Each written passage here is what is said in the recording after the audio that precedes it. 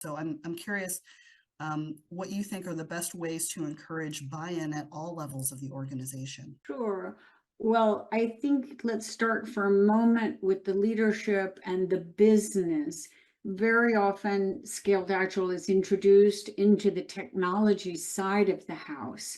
That's starting to change a little bit, but predominantly, we bring it in as a technology framework, which of course we can do, but we're then very limited in terms of the impacts that we can have. So, convincing the business, convincing the executive leadership team, very often practitioners and technologists who are super excited about the opportunity talk about it in the context of technology, rather than in the context of the business itself. So learning to speak the language of the business, in terms of their pain points, their considerations.